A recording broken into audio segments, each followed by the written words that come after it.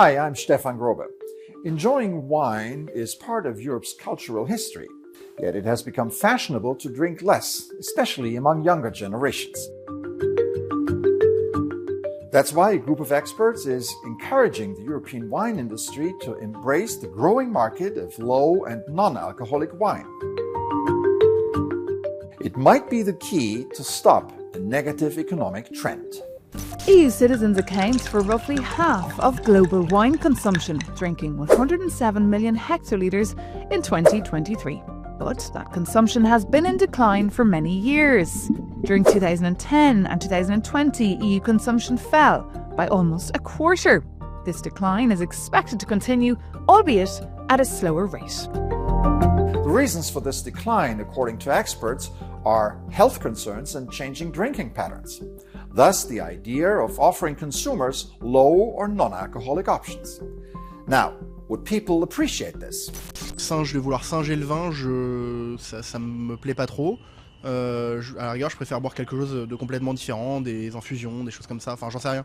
Mais en tout cas, le fait de dire vin sans alcool, je préfère boire du vin quand j'ai envie de boire du vin avec quelque chose alcoolisé, et autre chose si j'ai envie de boire autre chose. Par contre, c'est vrai qu'il n'y a pas souvent des alternatives avec des choses complexes et pas trop sucrées surtout. J'ai goûté plusieurs produits, j'ai jamais été satisfaite, j'ai jamais trouvé quelque chose qui me convenait. Vraiment, j'ai toujours été un peu déçue. L'envie d'ouvrir cette première cave sans alcool en France, elle est née d'une démarche avant tout personnelle. Depuis qu'on existe, donc il y a maintenant 3 ans, on a vu l'offre des vins désalcoolisés qui a décuplé. De ce que nous on entend de nos clients, que le fait que les vins soient maintenant très forts, à 13, 14, 15 degrés, ça correspond plus vraiment aux usages. C'est trop fort, donc on va pas en boire à midi, le soir pour en boire plusieurs verres, il faut quand même être costaud et c'est dur d'en boire plusieurs fois dans la semaine, etc. Uma queda do consumo de vinho. Bem, não faço ideia, o meu pensamento seria o oposto até. Talvez tenha a ver com o preço, mas sendo que se for no vinho em geral não faz sentido porque temos vinhos bem baratos. Quando bebo álcool também é um bocado para descontrair e acho que, não sei, só se gostasse muito do sabor e se fosse muito melhor que o vinho com álcool, isso talvez, mas se não fosse isso, acho que não. As pessoas não têm poder de compra para beber um bom vinho, por isso talvez seja essa a razão. Talvez porque as novas gerações não apreciam tanto como as das mais antigas e, portanto, eventualmente as novas gerações apreciam menos e daí essa queda. Let's bring in Gerardo Fortuna now, who has covered the topic of non-alcoholic wine for Euronews in the past. Last year, the EU Commission established a reflection group to study the situation of the wine industry. What was the purpose of that mission? Clearly to address the current challenges that the wine sector is facing, such as extreme weather conditions, how to adapt to a changing climate and changing environment, but also shifts in the consumer taste and, of course, a particular tough situation for international trade that is leading the export of wine down, as well as the domestic consumption is also not particularly good at the moment. And what were the main recommendations? The main recommendation is also how to better address the shift in the consumer tastes, not only when it comes to less expensive wines, so the market segment of cheap wines, but also when it comes to the change in the when it comes to the non or low alcoholic wine, the so-called no-low wines, which are a new segment also for emerging economies. And how did European wine producers react?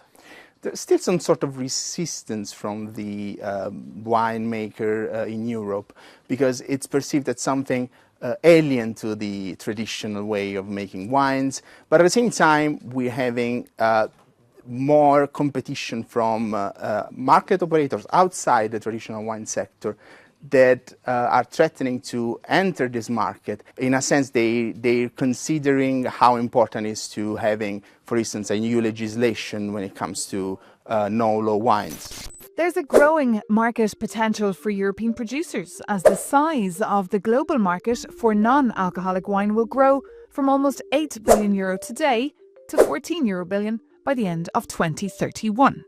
That represents an annual growth rate of more than 10%. The biggest markets are the US, Canada, Australia and India. It seems that proud EU wine producers are finally coming around to the idea of non-alcoholic wine. That's a significant shift compared to just a few years ago. Yet, balancing traditional wine interests with emerging opportunities is also a challenge for European policymakers. Joining me now is Eric Zargachomo, the Vice Chairman of the Agriculture Committee of the European Parliament. Welcome to the program. Alors, le secteur de la bière a déjà introduit des produits non alcooliques il y a certain temps. Pourquoi pensez-vous que le secteur du vin a tellement du mal à innover? Je crois qu'en fait, le vin a toujours innové. Le vin que nous buvons, ce n'est pas celui que buvaient mes grands-parents, mais aujourd'hui, effectivement, il y a un certain nombre de produits qui sont en train d'arriver sur le marché, notamment des vins désalcoolisés. Et aujourd'hui, nous avons des possibilités, par rapport aux règles communautaires, de pouvoir désalcooliser.